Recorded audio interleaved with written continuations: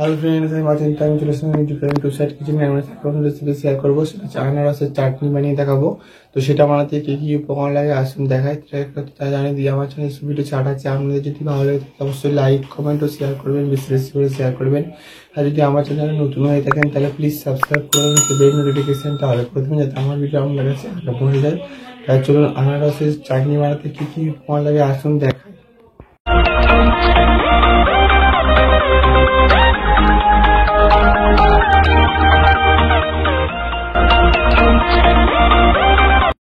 আনারসের চাটনি বানাতে কি কি উপকরণ লাগে আসুন তাহলে দেখিয়ে দিই। এখানে আমি পরিমাণ মতো আনারস কেটে নিয়েছি, সরষের তেল নিয়েছি পরিমাণ মতো, লবণ নিয়েছি পরিমাণ মতো, চিনি নিয়েছি পরিমাণ মতো, একটা পাতি লেবু নিয়েছি, এটাও আমরা অতটা রাখবেন, একটুখানি আমি কেটে নেব।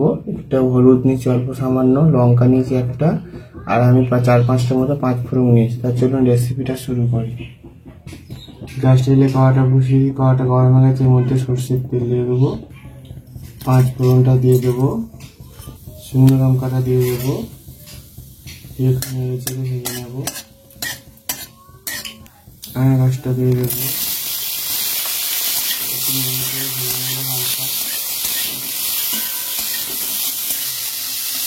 হলুদটা দিয়ে দেবো, লবণটা দিয়ে দেবো, হালকা করে ভালো করে নেড়ে নিয়েছি। এখানে জল দিয়ে দেবো, জল দিয়ে দিয়েছি আমি, এটা একটু সেদ্ধ হোক, তারপরে চিনিটা লেবুটা দেবো। আমি এবার চিনি দিয়ে দেবো, লেবুর রসটা দিয়ে দেবো, নিয়ে ভালো করে নেড়ে দেবো।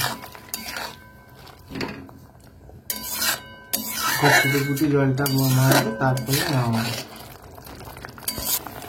লেবুর রসটা আমি দিয়েছি, আমরা এটাকে দিতেও পারেন নাও পারেন।